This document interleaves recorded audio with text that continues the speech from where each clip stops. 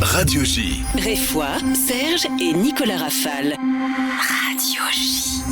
Bonjour à toutes, bonjour à tous. Autrefois signe de réussite, de richesse, de fécondité, dans les périodes de famine, le surpoids et l'obésité, qui renvoient actuellement dans les sociétés occidentales à l'image d'un individu faible, glouton, incapable de contrôler ses pulsions alimentaires. Les idées reçues ont décidément la vie dure. Les rondouillards, les bedonnants, les ventripotents chers à Brassens souffrent non seulement physiquement, mais également moralement, car il existe un racisme d'ailleurs, surtout anti-grosse, la grossophobie. Le docteur Laurence Plumet, médecin nutritionniste attaché à l'hôpital Necker et à l'hôpital Antoine Béclair de Clamart, professeur de nutrition à l'école de diététique de Paris, vient à leur secours dans un ouvrage au titre provocateur et explicite, Le monde merveilleux du gras aux éditions Erol. Vous y livrez une mise au point indispensable, à la fois scientifique et pratique de cet organe dont vous nous expliquez le rôle tantôt primordial pour la santé et parfois délétère en fonction de sa localisation. Vous êtes notre invité aujourd'hui. Bonjour docteur. Bonjour. Et je passe sans tarder la parole au docteur Serge Rafale, que je n'ai pas salué. Je suis un vilain. Que faites-vous ? Mais je sais pas, j'étais concentré sur ma présentation. C'est parti pour notre première partie de Réfoy. Radio J. Réfoy, Serge et Nicolas Rafale. Radio J. Docteur Plumet, bonjour. Sale période pour les enrobés, comme vient de le rappeler Nicolas. Certains parlent même de grossophobie. Vous dédiez votre travail à toutes ces jeunes femmes qui risquent leur santé par des régimes drastiques et répétés pour ressembler aux jeunes mannequins filiformes des magazines. À toutes les femmes qui luttent quotidiennement contre leur poids et leur corps. À toutes celles qui rêvent d'avoir un ventre éternellement plat alors qu'un petit bourrelet inesthétique les protège. Nous allons partir ensemble à la découverte du gras, cet organe bien mal connu finalement, avec ses deux facettes, l'une visible qui désespère, pourtant bénéfique pour la santé, et l'autre en profondeur, plus discrète mais bien plus dangereuse. Vous nous expliquerez que le gras mérite le respect, qu'il faut faire la paix avec lui. Vous nous donnerez vos clés pour cela. Le constat, docteur Plumet, un mal en point plutôt qu'un embonpoint. J'ai très bien dit tout ça, bravo. C'est vous qui l'avez écrit. Oui. Alors les chiffres sont impitoyables là, actuellement. Une personne sur 3 de surpoids, 1 sur 6 est obèse. Et vous expliquez que c'était 2 fois moins en 1958 et que ça pourrait concerner les 3/4 de la population en 2050. Oui, on vit une pleine période d'épidémie, épidémie de surpoids et d'obésité, pour plein de raisons d'ailleurs, qui se cumulent, qui se télescopent, à savoir une mauvaise alimentation, associée à une sédentarité croissante et associée également à des troubles du sommeil qui ne font qu'aller crescendo. Vous dites qu'on dépense environ 20% de calories de moins qu'il y a 100 ans, qu'on mange plus gras et plus sucré. Mais oui. Parce qu'en fait, on pourrait ne pas prendre de poids si on mange plus, mais dans ce cas-là, il faudrait bouger plus. Donc quand on mange plus et mal, et qu'en plus on bouge moins, et qu'on dort mal, qui donne envie de manger sucré, il y a un cocktail explosif qui pousse les gens à prendre du poids. Et on le voit bien. Vous avez parlé de 35% de personnes en surpoids modéré. C'est-à-dire que ce sont des gens, des femmes, des hommes qui ont entre 5 et 15 kilos de trop. Voilà. Par rapport à un idéal, entre guillemets, qui est défini par l'IMC, l'indice de masse corporelle. Donc, j'invite tous ceux et celles qui nous écoutent à calculer leur propre IMC, qui est le rapport du poids en kilos sur la taille en mètres carrés. Et on dit qu'on a une corpulence qui est raisonnable quand ce chiffre se situe entre 19, je dirais idéalement entre 20 et 25. Donc idéalement, si on a 22, 23, 24, c'est formidable. Autrement dit, pour une femme qui mesure 1m66, 67, elle pourrait peser entre 60 et 70 kilos, vous voyez, voilà. Entre 70 et 80, 90 kilos, elle serait en surpoids modéré. Et au-delà de 90 kilos, 100 kilos, là, elle serait dans la case de l'obésité. Voilà. Donc, il y a de plus en plus de gens qui sont en surpoids modéré, donc qui ont un IMC compris entre 25 et 30. Et donc, vous l'avez dit, 35%. Et il y a 15% de personnes qui sont en situation d'obésité, donc qui ont un IMC supérieur à 30. Si on additionne les deux, 35 plus 15, ça fait 50%. Ça veut dire qu'en France, une personne sur 2 a un problème avec son poids. Mais vous l'avez dit très justement en introduction, on peut avoir quelques kilos de trop et être en excellente santé. Par contre, en situation d'obésité, là, on est tous d'accord pour dire que l'obésité étant une maladie inflammatoire, il faut effectivement tout faire pour redescendre au moins dans la catégorie du surpoids modéré. Mais le tissu adipeux est un organe merveilleux, j'ose même dire le mot organe, parce qu'en fait, il représente normalement entre 20 et 25% du poids du corps. Donc vous vous rendez compte qu'un quart, chez nous les femmes, parce que chez l'homme c'est plutôt un cinquième, vous avez plus de muscles. Génétiquement, vous êtes génétiquement programmé pour avoir plus de muscles et un peu moins de gras. C'est normal, vous devez aller chasser, rapporter la nourriture, donc il vous faut ce qu'il faut pour... voilà. On est loin pourtant du chasseur qu'ailleurs. Mais oui, ça, je suis bien d'accord avec vous. Vous expliquez, vous dites qu'on est vraiment dans le prêt-à-manger, qu'on nous sert à l'appel, sans qu'on fasse le moindre effort, on n'a même plus besoin de faire les courses. Oui, bien sûr, il suffit d'appuyer sur un bouton et on est livré. Donc vous voyez la catastrophe. Bon. Alors que nos ancêtres devaient parcourir des kilomètres et des kilomètres pour aller trouver un bout de viande. Alors cet organe dont vous parliez, docteur Plumet, 25 milliards de cellules graisseuses, vous expliquez qu'elles se logent où elles peuvent. Oui. Alors plutôt les cuisses et les hanches chez les dames, plutôt le ventre chez les messieurs. Oui, parce qu'en fait, 25%, ça fait quand même beaucoup en kilos de gras, c'est forcément utile. Ça, si quelque chose représente 25% du poids du corps, c'est qu'il y a une utilité. Alors après, cet organe, effectivement... Ça servait à perpétuer la survie de l'espèce, vous écrivez. Absolument, et c'est pour ça que les femmes en ont besoin de plus que les hommes, parce que c'est une réserve énergétique. C'est le sac à dos du randonneur. Elle a besoin de cette réserve de calories pour assurer la survie de l'espèce, parce que autrefois, le problème, c'était pas l'abondance, c'était la famine. Donc il était de bon ton d'être un peu enrobé, parce qu'on résistait mieux aux famines. Voilà. Alors qu'actuellement, on est confronté à l'abondance, donc on dit « c'est bien d'être mince parce que ça prouve qu'on sait résister à cette surabondance alimentaire. » Vous voyez comme la façon de voir les choses change complètement. Et donc, pour en revenir à ce que vous disiez, ce gras, il est utile chez les femmes et il se répartit, c'est vrai, sur les cuisses et sur les fesses et sur le bas du ventre, parce que ce sont des adipocytes qui sont très sensibles aux hormones sexuelles. Voilà, hormones sexuelles qui sont sécrétées en quantité très importante pendant la grossesse, un orage hormonal, et donc qui fait que d'ailleurs souvent pendant la grossesse, les femmes prennent non seulement de la poitrine, mais aussi des fesses et du ventre.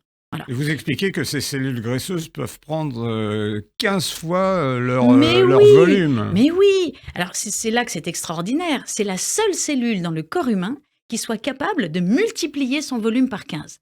Donc autrement dit, c'est la raison pour laquelle, d'ailleurs, on voit des obésités monstrueuses. Parfois, on voit des images. Moi d'ailleurs, j'ai des patients qui pèsent plus de 200 kilos, parce que c'est ma grande spécialité, l'obésité. Donc, je vois des patients, on se dit, mais comment cet organe peut se développer à ce point? En fait, c'est sans limite. On peut faire 100 kilos de graisse, vous expliquez. Mais absolument, absolument. Alors, on se débrouille pour leur faire perdre, grâce à la chirurgie bariatrique, parce qu'il ne reste plus ça comme solution. Mais ces cellules peuvent faire x15 et elles ont en plus la capacité de recruter des cellules qui, elles, ne demandaient rien à personne, qui n'étaient pas différenciées, autrement dit, qui n'avaient aucun caractère spécifique et à qui on dit « viens par là ». Parce que tu sais, il y a de quoi faire. Il y a de la bonne bouffe qui arrive, il n'y a pas beaucoup de dépenses énergétiques, il faut stocker tout ça en calories. Nous, on n'en peut plus, on a atteint notre volume max, 15 fois le volume d'origine, mais toi, viens, tu peux te transformer en adipocyte. Et voilà comment, finalement, la prise de poids, elle est sans limite. Voilà. Donc, ce que vous expliquez, d'ailleurs, il y a des zones, donc il y a l'augmentation du volume de ces cellules graisseuses et l'augmentation de leur nombre. Et vous expliquez que, par exemple, chez l'enfant, dans la période d'adolescence, une fois qu'elles auront augmenté le nombre des cellules, c'est presque rédhibitoire. Ça va être très, très difficile de maigrir ensuite. Exactement. Et c'est pour ça qu'il y a des périodes où il ne faut pas s'installer dans le surpoids, parce qu'après, ce sera beaucoup plus difficile de reperdre les kilos, parce que, comme vous le dites très justement, il y a un recrutement cellulaire. Et on ne pourra plus faire disparaître ces cellules par la suite. Autant on peut toujours faire dégonfler un adipocyte, autant quand il y a eu recrutement cellulaire, eh bien voilà, on les gardera ces cellules par la suite. Alors parce qu'elles ne meurent pas. Vous expliquez, il y a les deux localisations qui désespèrent parfois les dames. Alors donc, les femmes plutôt en bas, donc on parle d'obésité entre guillemets ou de graisse gynoïde. Et qui est peu sensible au régime. Oui, alors pour le malheur des femmes, il y a du bon et du mauvais. Le mauvais, c'est que souvent cette graisse est assez inerte et elle se fibrose, d'où l'aspect de cellulite, de peau d'orange. On en parlera tout à l'heure avec le Dr Meets dans la deuxième partie du magasin. Mais c'est pas de la mauvaise graisse. Et c'est une graisse, c'est vrai. Quand vous dites c'est pas de la mauvaise graisse, pour la santé, c'est-à-dire au point de vue cardiovasculaire. Exactement. Elle n'a pas d'implication sur l'apparition future d'un diabète, de l'hypertension, etc. C'est simplement une graisse qui est déposée là, qui n'est pas esthétique, c'est vrai, mais qui n'est pas méchante sur le plan de la santé. Donc je voudrais rassurer les femmes. Mais qui pourrit la vie des dames quand même. Mais oui, je suis d'accord. Après, il y a des problèmes esthétiques qui sont souvent génétiques. Vous avez des femmes qui ont une taille très fine, un ventre plat et une culotte de cheval qui est assez importante. Et dès leur plus jeune âge, dès qu'elles sont formées, entre guillemets, très vite apparaissent ces cuisses qui sont un petit peu disgracieuses. Donc là, effectivement, la chirurgie, elle a toute sa place, la chirurgie esthétique. Parce après, alors, vous parlez de la graisse abdominale. Alors, il y a la graisse, il y a le petit ventre, voilà, qui est reflet. Mais encore, c'est pas celui-là qui est le plus dangereux. Voilà. C'est celle qui ne se voit pas, au contraire, donc qui est la plus piégeante. C'est une graisse composée de gros adipocytes qui ont un énorme turnover, c'est-à-dire qui captent beaucoup d'acides gras et qui en libèrent beaucoup, et qui se situe dans les profondeurs du ventre et qui entoure les viscères. On parle de graisse abdominale profonde périviscérale. Et cette graisse, elle est plutôt sur le haut du ventre. C'est typiquement la graisse de l'homme bedonnant, c'est ce que j'appelle la population des ventres durs, où cette graisse repousse les muscles, et donc la paroi est dure. Alors que chez la femme, la graisse abdominale superficielle, elle est plutôt sous le nombril, et c'est le petit bourrelet mou que l'on peut pincer quand on tâte son petit bourrelet. Donc, graisse haute, ventre dur, typiquement chez l'homme et chez la femme ménopausée, puisqu'elle n'est plus sous l'influence de ses hormones sexuelles. Et puis ensuite, plutôt ventre mou, bourrelet, et graisse des cuisses et des fesses chez la femme. Voilà. Donc chacun de ces types de graisse a des rôles différents à jouer et est plus ou moins sensible à l'environnement. Alors, la graisse des hommes, la mauvaise, celle qui, quand elle se développe trop, celle qui donne ce petit, voire gros bedon, ventre dur, tendu, elle est mauvaise et elle prédispose à l'apparition future d'une hypertension, du diabète, de l'augmentation du mauvais cholestérol. Montre par le périmètre abdominal, là, par exemple. Fait. Alors, on dit chez les dames, ça ne doit pas être plus de 88 cm et pas plus d'1 mètre chez les messieurs, c'est ça? Tout à fait, 1m02. 1m02, ah ouais, on a droit à 2 cm. Voilà, chez les messieurs, effectivement. Alors, la bonne nouvelle de cette mauvaise graisse, c'est qu'en revanche, elle est très sensible à l'optimisation des comportements. C'est-à-dire qu'il suffit que monsieur ou madame ménopausée fasse du sport, se mette à manger équilibré et dorme bien pour que cette graisse parte assez vite.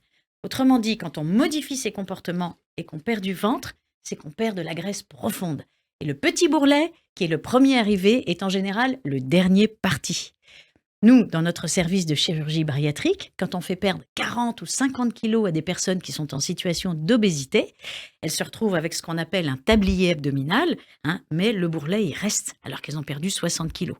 Donc, je n'ose pas imaginer ce qui se passe chez quelqu'un qui en a perdu 10. S'il a l'impression d'avoir moins de ventre et de s'être aplati, c'est parce que cette personne a perdu de la graisse profonde, et tant mieux, car elle se fait du bien à la santé. Vous expliquez dans votre ouvrage que dans une perte de poids rapide, malheureusement, on risque de perdre du muscle. Et oui, et ça arrive d'autant plus vite que la personne a plus de 50 ans. Quand on est jeune, on perd. Alors, plus on perd vite, plus on perd du muscle. Alors, on peut, par exemple, imaginons une perte de 10 kilos. 10 kilos sur 3 mois. 2 mois, allez, sur 2 mois. Rapide, rapide, 10 kilos sur 2 mois. Il y aura à peu près, en moyenne, on va dire entre 7 et 8 kilos de gras et 2 à 3 kilos de muscles qui vont partir dans la bataille. Et qu'on a énormément de mal à récupérer après. Et ben voilà, quand on est jeune, on fait du sport, on reprend vite sa masse musculaire, mais quand on a passé la cinquantaine, on peut faire tout le sport qu'on veut, la masse musculaire, il y a beaucoup moins d'anabolisme protéique, il est ralenti, c'est-à-dire la capacité à refaire des fibres musculaires, ça c'est ralenti avec l'âge, tout le monde le voit bien, on perd du muscle et on prend du gras, c'est physiologique. Donc toutes les fibres musculaires qui sont perdues ne pourront plus être retrouvées par la suite. C'est pour ça que je dis attention. Avant de vous lancer dans un régime, ne faites jamais un régime sévère. Interrogez-vous sur les raisons de votre prise de poids. Posez-vous la question de savoir, est-ce qu'après tout, ce petit bedon, c'est pas mon allié? Parce qu'on va rentrer de toute façon dans les bienfaits. Là, vous allez certainement m'interroger sur les rôles de ce tissu adipeux bénéfique. Est-ce que ça vaut vraiment le coup que je me pète la santé à suivre un régime qui va me faire perdre du muscle, qui va me carencer, qui va me faire le fameux yo-yo pondéral? Tout ça pourquoi? Pour avoir peut-être perdu 1 kilo de gras. Et encore, c'est pas sûr que ce soit mon bourrelet. Pas sûr que ça vaille la peine. Vous expliquez bien dans votre ouvrage le yo-yo. Oui. Vous dites on perd du muscle, l'organisme se met en régime minimum et en fait ça devient de plus en plus difficile, ce que constatent tous ceux qui font des régimes itératifs. Mais c'est ça, parce qu'en fait, un bon régime, je devrais même pas parler de mot régime, c'est-à-dire toto et équilibre alimentaire. Bon allez, on va dire le mot. On va dire un bon régime, c'est un régime qui ne touche pas au métabolisme de base. Le métabolisme de base, c'est notre chaudière interne. C'est elle qui nous fait brûler des calories. Si on fait un régime sévère et qu'on perd du muscle dans la bataille, ce muscle, c'est notre chaudière. Vous n'avez pas remarqué que les gens qui sont très musclés ont toujours très chaud et qui se baladent dehors, il y a 5 degrés, ils sont en t-shirt, parce qu'ils ont tout ce qu'il faut. La chaudière interne est là et ils ont beaucoup de masse musculaire. Si vous touchez aux muscles, waouh, vous baissez votre niveau de dépense calorique. Donc, vous baissez votre métabolisme de base et comme vous venez de le dire très justement, c'est comme si vous abaissiez le niveau de la chaudière. Du coup, quand vous vous arrêtez de faire votre régime, parce que les régimes sévères, il y a un moment, ça va, mais on arrête. Du coup, vous repartez avec un apport calorique plus important, tout en ayant au passage baissé vos propres dépenses caloriques. Donc, finalement, l'écart va être de plus en plus important. Vous consommez plus de calories, vous en dépensez moins. Donc, vous reprenez très, très vite les kilos que vous avez perdus, voire même plus. Puisque moi, la quasi-totalité des obèses que je reçois en consultation sont des gens qui étaient en surpoids modéré au début et qui, à force d'avoir suivi des régimes, sont passés dans l'obésité parce qu'à chaque fois, ils ont perdu 5 kilos, ils en ont repris 7. Ils ont reperdu 7 kilos, ils en ont repris 10. Et à chaque fois, tac, tac, tac, ils ont gagné en gras et jamais en muscle. Quel conseil on peut donner, docteur Plumet, aux patients qui, effectivement, se plaignent d'avoir toujours faim? Nicolas l'expliquait tout à l'heure, ce ne sont pas des gourmands. Oui. Ils ne mangent pas plus que les autres. C'est un problème de métabolisme, de ralentissement du métabolisme. Donc là, on parle spécifiquement de la faim. De la faim, des gens du qui mécanisme ont faim. Ouais. Oui, alors, disons que les hyperphagies peuvent être génétiquement... nous, on a identifié une quarantaine de mutations qui peuvent expliquer la prise de poids. Si on en avait identifié qu'une, ça aurait été chouette, ça veut dire qu'on pouvait guérir l'obésité, il suffisait d'identifier le gène muté, tac, tac, thérapie génique, ça y est, on n'en parle plus. C'est pas le cas. Il y a une quarantaine de mutations, et ces mutations touchent plein d'univers. Ce sont des gens qui lipolisent peu, sont des gens qui stockent facilement, et pour en revenir à la faim, nous avons un centre de la faim dans le cerveau, et nous avons des hormones au niveau de notre estomac et de notre intestin, et même les incrétines, qui sont sécrétées au niveau de l'intestin, qui communiquent avec notre cerveau. Et en principe, chez quelqu'un qui régule bien sa faim, quand l'estomac est plein et quand la digestion se passe bien, toutes ces hormones vont au cerveau pour dire « Oh, on s'arrête, plus faim, il y a tout ce qu'il faut en calories ». Mais chez certaines personnes, il y a des mutations au niveau de ces récepteurs et elles n'ont pas ce sentiment de rassasiement. Voilà. Et puis, il y a aussi la leptine qui est sécrétée par le tissu adipeux. Vous voyez comme c'est bien fait, la nature, quand même. Moi, je suis toujours épatée. Le tissu adipeux, vous vous rendez compte? Quand il se développe, à un moment donné, il envoie un messager qui s'appelle la leptine, qui part au cerveau et qui dit « Oh, en bas, là, on s'est trop développé, il faudrait manger un peu moins. » Chez les gens chez qui les récepteurs à la leptine dans le cerveau marchent bien, ils s'arrêtent de manger, ils sentent quand ils ont trop mangé, ils sentent quand ils ont pris quelques kilos. Et d'eux-mêmes, ils vont moins manger sur les jours précédents pour retrouver le poids d'avant.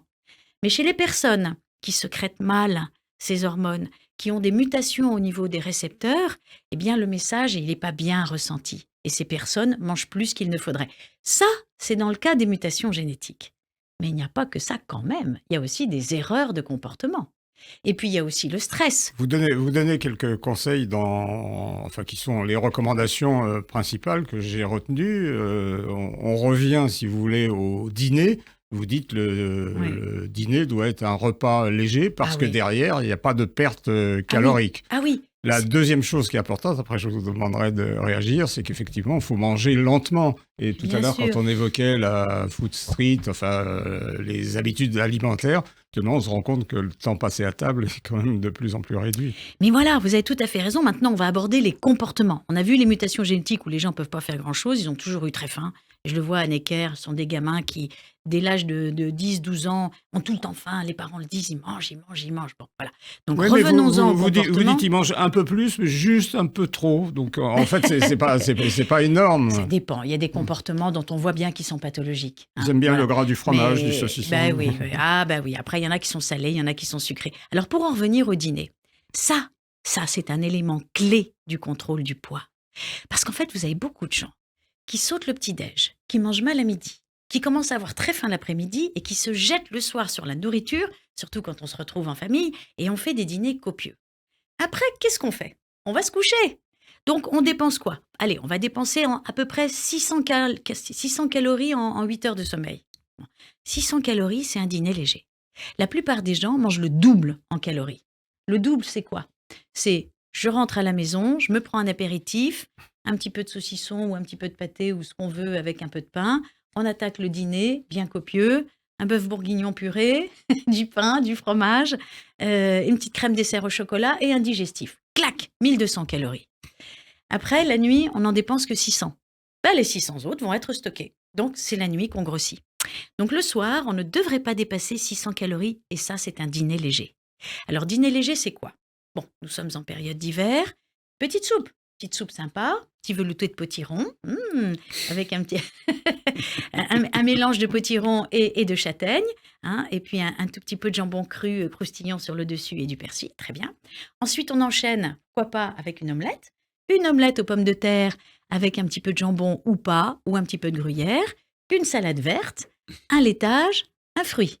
Voilà, ça, vous voyez la différence avec le premier, hein. Voilà. Donc là, on est bon.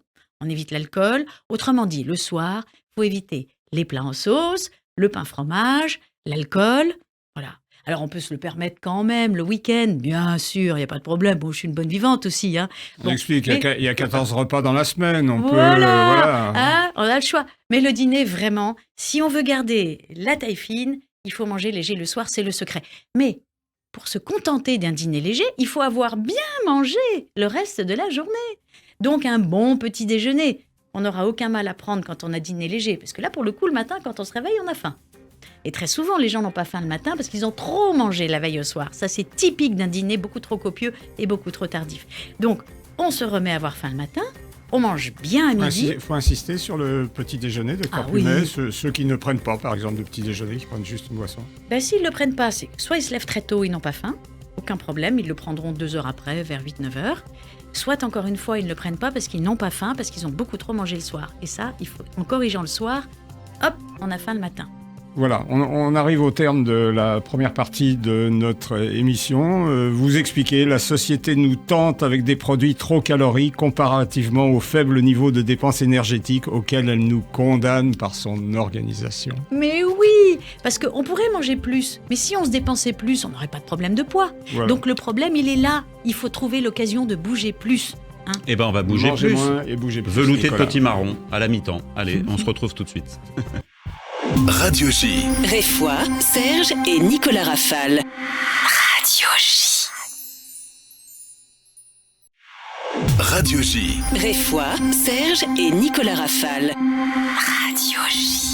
Le monde merveilleux du gras, le docteur Laurence Plumet, tout sur ces rondeurs qui nous habitent, chez Erol. Pour cette deuxième partie du mag, alors vous n'avez pas eu le temps d'en parler sur les bienfaits de ce tissu adipeux. Quels sont ces bienfaits du tissu adipeux? Pourquoi est-ce qu'il faut en avoir un petit peu? Oui, bah d'abord, c'est une réserve de calories, hein. Mm. C'est 9 calories stockées par gramme de graisse. Donc, ça nous fait une réserve de calories importante. Vous me direz, bon, on n'est pas en situation de famine, encore que pensons à ceux qui vivent en situation de précarité. Et puis si on tombe malade, le Covid a bien montré dans les services de réanimation que c'était les personnes qui étaient un peu enrobées qui survivaient mieux que les personnes maigres. Ça fait une réserve de calories qui est mobilisable et qui permet d'augmenter les défenses immunitaires, premièrement. Deuxièmement, c'est un stockeur de polluants. Tous les jours, nous mangeons à peu près 300 molécules indésirables, des additifs, des pesticides, des produits chimiques, etc. Bon, ça circule dans le sang. La plupart de ces molécules sont lipophiles, c'est-à-dire qu'elles vont se loger dans le gras et il vaut mieux qu'elles soient là plutôt que de circuler dans le sang et d'intoxiquer nos cellules. Ensuite, le tissu adipeux libère des hormones sexuelles en petite quantité. On le voit bien parce que les femmes obèses, comme les anorexiques mentales, ont des troubles de la fertilité. Trop d'hormones sexuelles, c'est pas bon. Pas assez, Pas c'est assez, pas bon ouais. non plus. Donc ça contribue au bon équilibre, à la fertilité de la femme. Voilà. Oui. Non, comment est-ce qu'on peut alors inviter en termes informatifs nos auditeurs à prendre conscience précisément que qu'il peut y avoir un bon tissu adipeux? Est-ce que vous Oui. avez affaire à une patientèle, voilà, de femmes ou d'hommes qui viennent vous voir en vous disant oh là là, j'ai horreur de ça, je veux pas en entendre parler. Comment vous arrivez à les convaincre? Je vais compléter Alors, la question de Nicolas. Est-ce que le DEXA est un examen important à vos yeux? oui, alors, je fais toujours un bilan sanguin, effectivement, je ne vais pas trop dans les dosages hormonaux, mais en revanche, le bilan sanguin pour voir si ma patiente ou mon patient a un bon bilan lipidique, bilan glycémique, enfin bref, un check-up médical complet. Et il y a beaucoup de femmes qui ont entre 5 et 10 kilos de trop, surtout au niveau du bourrelet, et qui sont en parfaite santé. Mmh. Et je leur dis, bah écoutez, le plus important dans la vie, c'est d'être en bonne santé, hein. Est-ce Bien sûr, qu'elles ça vous arrivent à gêne. entendre ce message? Eh mais oui, tout à fait. Mmh. Et d'ailleurs, il y en a qui me disent, bah, écoutez, ça me fait très plaisir parce que ça commençait à me gonfler d'avoir à suivre des régimes qui me pourrissent la vie. Donc, si vous me dites que je suis en parfaite santé, et vous savez, il y a des femmes qui acceptent très très bien leur surpoids modéré. Mmh. Parce qu'on peut être une femme, et un homme d'ailleurs, magnifique. Les rondeurs, c'est beau. Mmh. Les rondeurs, c'est beau. Bien maquillées, bien habillées. Moi, j'ai des femmes qui sont en surpoids modéré, qui sont sportives, qui dansent, qui mangent très bien. Mmh. Elles font justement très attention parce qu'elles savent qu'elles sont à risque de prendre encore plus de poids, qui dorment très bien, qui ont une qualité de vie souvent bien meilleure Mmh. que des femmes minces, voire maigres, qui se disent, moi, j'en ai rien à foutre, je suis pas, voilà, j'ai pas de kilos en trop, je peux faire ce que je veux. Vous voyez? Alors que la femme qui est en surpoids modéré, elle prend soin d'elle, elle est bien dans sa peau, elle fait attention à bien manger, elle se dépense et ça la gêne pas. Vous avez remarqué que les personnes qui sont en surpoids sont très souples?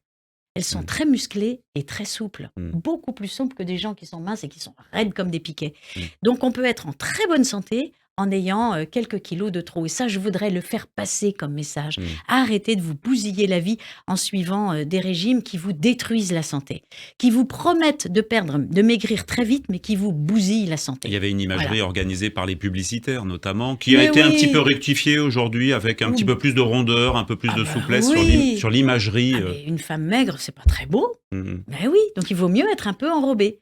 Et tout bien faire. Alimentation, activité physique et C'est sommeil. là-dessus que je voulais vous poser la question. Alors, qu'est-ce que c'est que cette qualité de vie? Vous dites il faut pas trop manger le soir, vous l'avez dit en première partie, Oui. bien manger le matin, Oui, une bonne alimentation bien choisie. Oui. On en parle régulièrement ici avec le docteur Serge Rafal. Oui. Alimentation riche en légumes. en légumes, en fibres, en fruits. Voilà, les fameux 5 fruits et légumes par jour. Hein, Oui. Ce slogan Oui. qui n'est pas qu'un slogan publicitaire, mais qui est également un slogan de vie. Alors, c'est pas 5 fruits et 0 légumes, hein.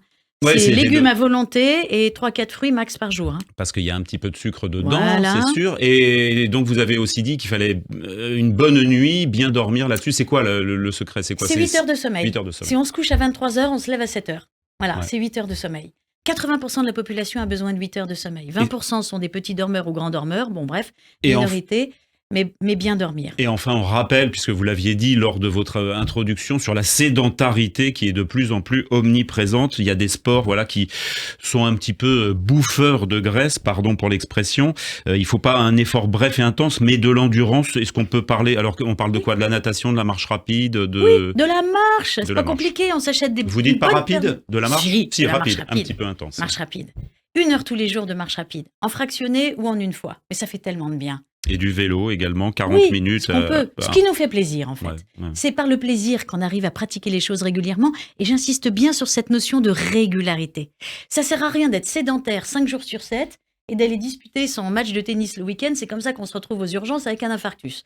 Donc non, c'est tous les jours. Mais Tous les jours, on marche. Mais comment? Puisque un autre chiffre dont on parle très Oui. régulièrement ici avec le docteur Serge Rafal, c'est qu'il y a que 5% des gens qui font du sport. Comment est-ce qu'on arrive à les mobiliser, à les motiver, à les convaincre? Il n'y a pas à les convaincre, mais à leur faire prendre conscience que cette sédentarité, elle est quand même On est là pour ça, hein, nocive. pour provoquer le déclic. Hein. Ouais. La sédentarité. Comment vous faites pour provoquer ce déclic? Qu'est-ce que vous leur dites? Je leur dis que la sédentarité, c'est le fait de rester au moins 8 heures assis, hein, dans la journée.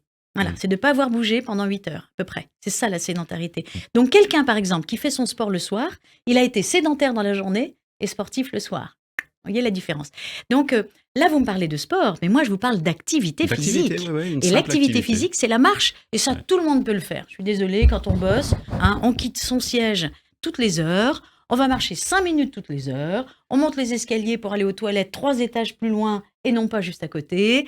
On fait 3 étages aussi pour aller se servir à la bonbonne à eau. Mais on se rend compte que les gens ne le font pas. Eh bien justement, il est là. Vous regardez le métro, franchement, tous les gens qui prennent le métro, je le prends quotidiennement, il n'y en a aucun qui prend les escaliers, aucun.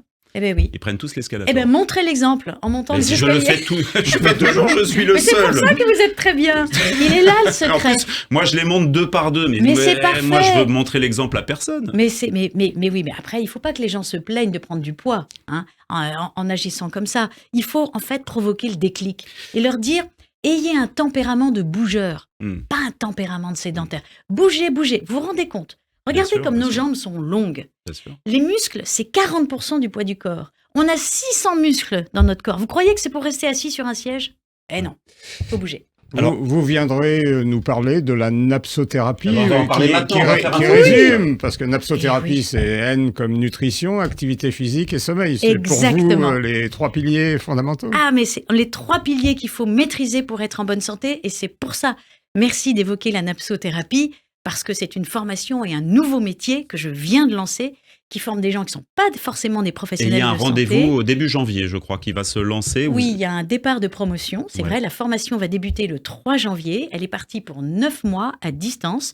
On peut ne pas être professionnel de santé pour s'inscrire. Vous êtes venu avec votre ouvrage, montrez-le, puisqu'il y a des caméras maintenant. Voilà. Alors, le livre, pour faire connaître au grand public la napsothérapie, donc N de nutrition, AP d'activité physique et SO de sommeil. Et donc, ce livre va faire découvrir au grand public qu'en France, il existe maintenant des napsothérapeutes. Ce sont des personnes qui ne sont pas forcément des professionnels de santé, qui ont suivi cette formation de napsothérapie pendant 9 mois à distance, donc pas besoin de se déplacer, 320 heures de cours, c'est diplômant. Il faut avoir simplement envie de se former et d'en faire un métier. C'est un métier d'accompagnement.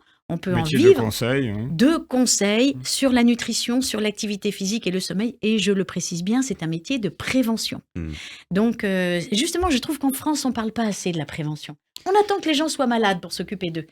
Là, c'est un métier de prévention. Enfin, voilà la napsothérapie. Et ça tombe bien, parce qu'il y a de plus en plus de gens de 50 ans et plus qui changent, qui décident de se réorienter dans leur parcours professionnel. Donc ça peut être... Exactement. 80% de nos élèves sont en reconversion professionnelle. Et pour ce faire, il suffit d'aller sur le site, si vous me permettez, le mentionner. Napso, donc N-A-P-S-O, napso, le tiret du 6, thérapie, T-H-E-R-A-P-I-E.org. Napso-thérapie. Mais vous reviendrez pour une émission avec grand plaisir. Au long cours. Avec grand juste plaisir. un mot sur, vous en avez parlé également dans la première partie, sur les super obèses. Qu'est-ce que vous dites? Parce que vous aviez dit qu'il y avait un moment à ne pas rater, à côté duquel ne pas passer. C'était ce moment où le recrutement de ce tissu de cellules qui sont recrutées en masse, il y a un moment à absolument ne pas louper, sinon après c'est trop tard. Pour qu'on sache, quel est ce moment? À quel âge il intervient? Alors, il n'y a pas d'âge. Il n'y a pas d'âge parce qu'on peut être obèse à 15 ans. Donc, en fait, il y a ce critère mathématique qu'est l'IMC. Et puis, il y a un moment, vous savez, quand il y a trop de graisse, on s'en rend compte parce qu'on est fatigué, on a mal aux articulations, on n'est pas en bonne santé. Ça, vous savez, le corps nous parle. Il faut être à son écoute. Puis ça se voit bien quand même. Quand on a pris du ventre, qu'on en a partout, on prend son centimètre de couturière et c'est là qu'on s'aperçoit qu'on a plus d'1 mètre de circonférence. Là, je crois qu'il faut se dire, il faut faire quelque chose. Je ne peux pas rester comme ça. Parce que si ça s'aggrave, l'obésité va s'aggraver et vont bientôt apparaître toutes les comorbidités. Le diabète, l'hypertension, le cholestérol. Et ça, après, c'est l'infarctus à 50 ans. Bon, on va continuer de toute façon de parler. On a encore plein de questions à vous poser sur les conseils, la praticité qui intéresse nos auditeurs. Mais tout de suite, c'est la chronique de notre professeur de l'info, Eva Soto. Réfois. Eva Soto. Radio J. Mais bonjour Eva, mais vous avez l'air émerveillée aujourd'hui. Qu'est-ce qui vous arrive ? Bonjour Nicolas, il faut que je dise au docteur Laurence Plumet que je suis fan d'elle. Laurence, je suis hyper fan de vous, j'ai pas tout lu de vous. Parfois, juste un titre, ça suffit à devenir fan. Celui de votre livre, Le monde merveilleux du gras. Honnêtement, quel bonheur! Réunir en un même titre merveilleux et gras quand on est nutritionniste. En plus, franchement, respect. Oui, moi, on m'a toujours dit que le gras, c'était mauvais pour la santé et la silhouette. Le gras, pour moi, ça a toujours été un bonheur coupable. Genre, pourquoi les frites, c'est meilleur que les brocolis ou les haricots verts bouillis? On dirait un coup des Juifs pour vendre le truc de la fiole d'huile des beignets de Hanouka. Le miracle de l'huile, on dit chez nous. En termes de gras, déjà, ça donne une idée. Comment ça, une idée, Eva? Oui, une idée de la place que le gras occupe dans nos vies. Même Jodassin, quand il a fait une chanson sur les pains au chocolat, ça lui est venu tout à fait nature, le truc. Tous les matins, il achetait son petit pain au chocolat. Aïe, aïe, aïe, aïe, aïe, aïe, aïe, aïe, aïe. Vous voyez, ça lui vient nature, le truc de Hanouka. Alors, oui, il y a même la fête du gras à partir donc de jeudi, c'est Hanouka. On n'est pas à la synagogue ni au Talmud Torah. Alors, pour résumer cette fête, on va faire comme d'hab, parler de ce qu'on mange pendant 8 jours. Du gras, des trucs avec du gras, des latkes si on est ashkénaze et des beignets si on est juif. Sachant que des beignets pleins de gens qui ne sont pas juifs en mangent, alors que les latkes qui sont pour les ashkénazes, personne ne sait ce que c'est. Non, c'est sûr. À part les ashkénazes qui décidément font toujours du séparatisme, y compris sur la bouffe, même pour un truc aussi cool que des beignets que tout le monde mange, faut qu'ils fassent différemment des autres. Les Je sais pas à mes latkes, hein.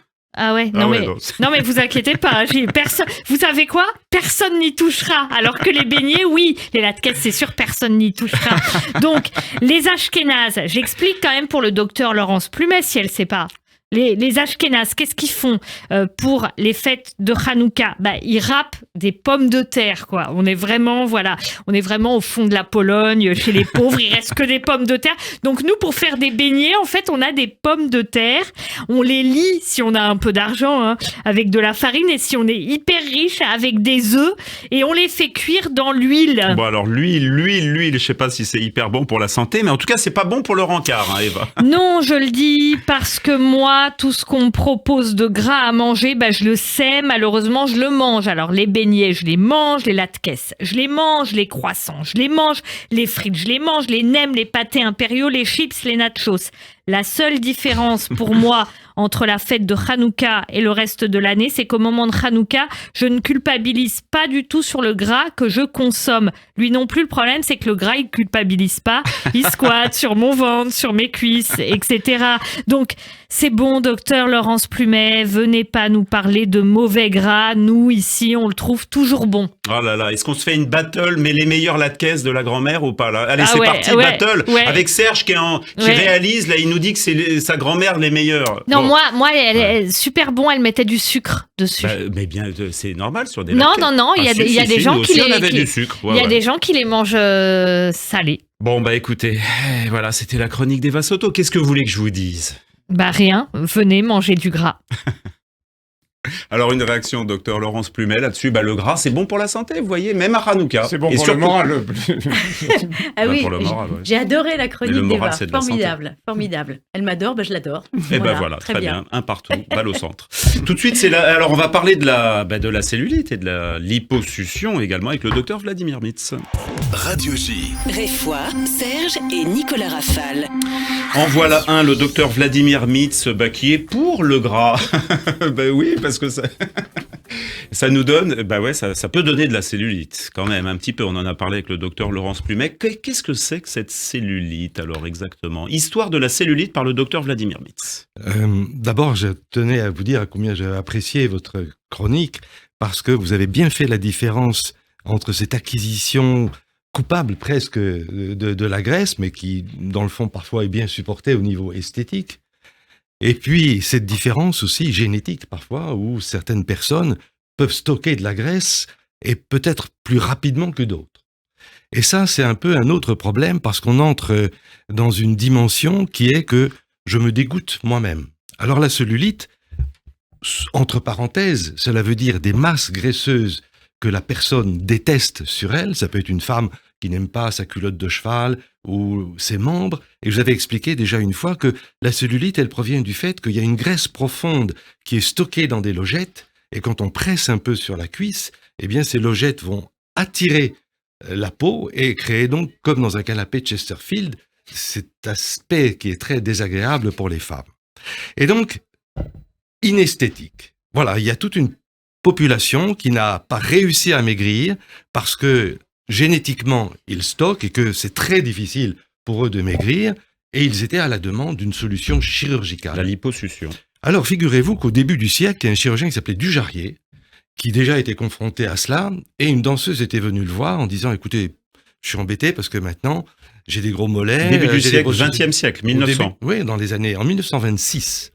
Et donc, Dujarrier lui dit « Écoutez, je vais faire quelque chose pour vous. » Il l'a endormi et il lui a gratté en quelque sorte la graisse avec une sorte de petite cuillère qu'on appelle une curette.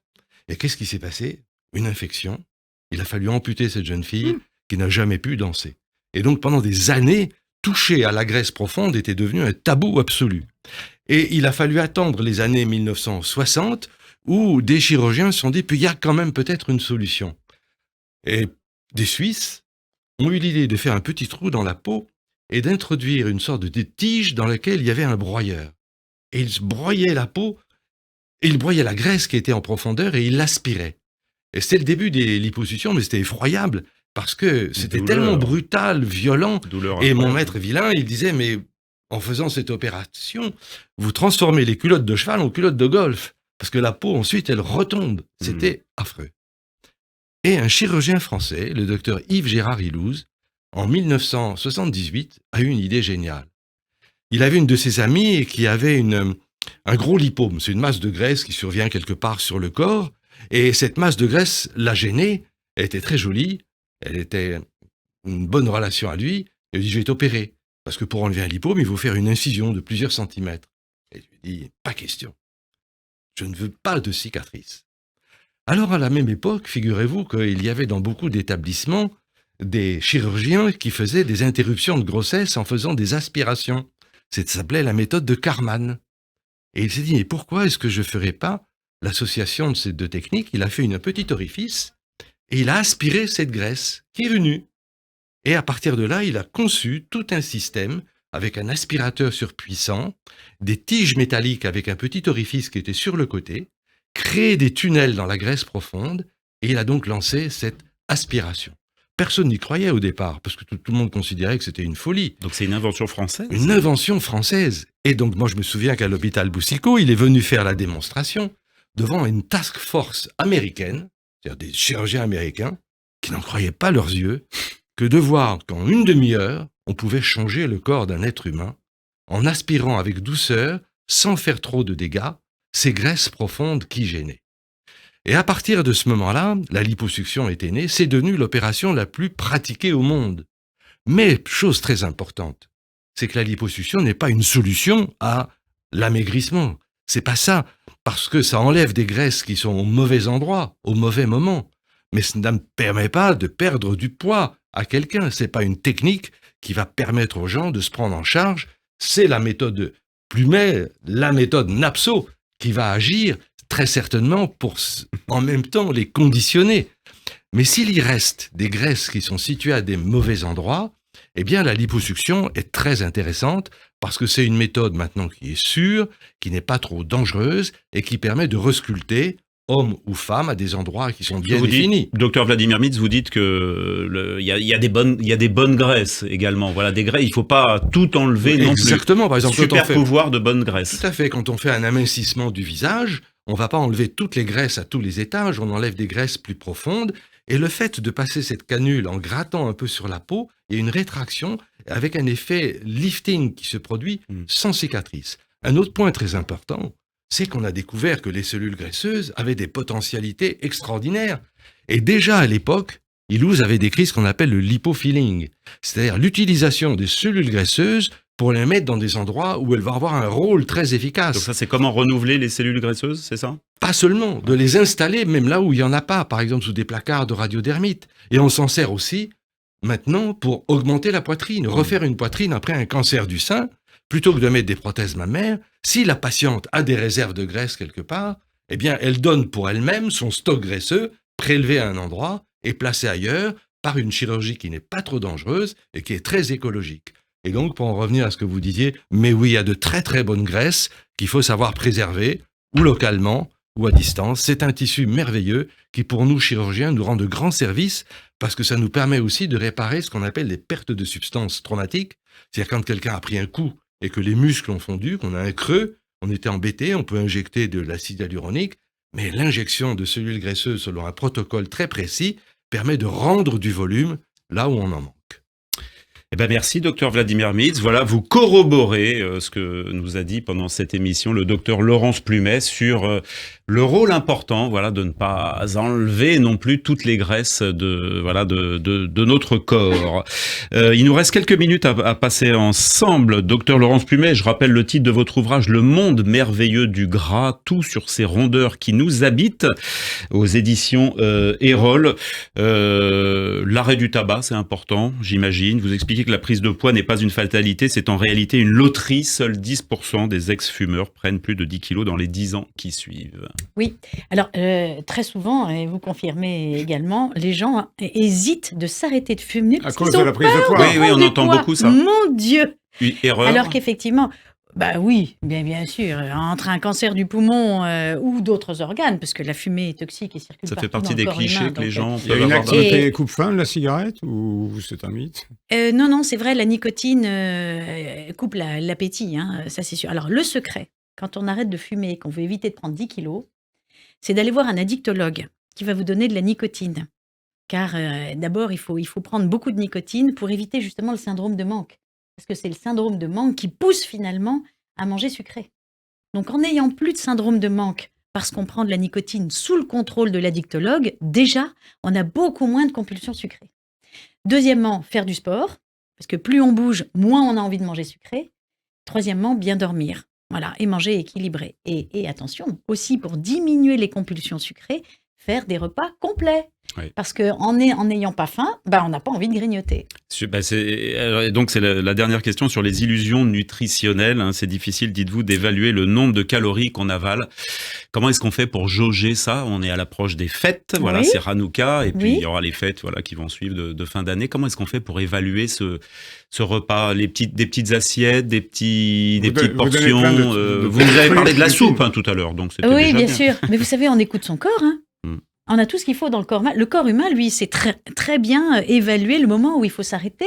Ça s'appelle tout simplement la sensation de rassasiement, de satiété. Donc, les gens qui mangent beaucoup sont des gens qui ne veulent pas écouter ces sensations parce qu'ils parlent en mangeant, parce qu'ils mangent vite. Vous voyez ? Donc, manger dans le calme. Les moines avaient donc raison. Mais tout à fait, manger dans le calme. Le monde merveilleux du gras. Et vous allez remontrer, puisqu'on vous réaccueillera pour une prochaine émission, la napsothérapie. Vous nous donnez donc rendez-vous début janvier pour la napsothérapie. Avec grand plaisir. Voilà, pour pas ici à Réfoy, parce que le programme est complet, mon cher docteur Serge Rafal, mais ce sera plutôt ici à Réfoy dans la saison qui nous amènera vers l'été. Quand vous voulez. Mais en tout cas, vous étiez avec nous aujourd'hui et avec grand plaisir. Je remercie le docteur Vladimir Mitz, le docteur Serge Rafal, le docteur Serge Surpin, qui est docteur de radiologue. Voilà, exactement. Bien joué, Serge. Merci, docteur Plumet, et bonne semaine à toutes et à tous. Radio J. Réfoy, Serge et Nicolas Rafal. Radio J.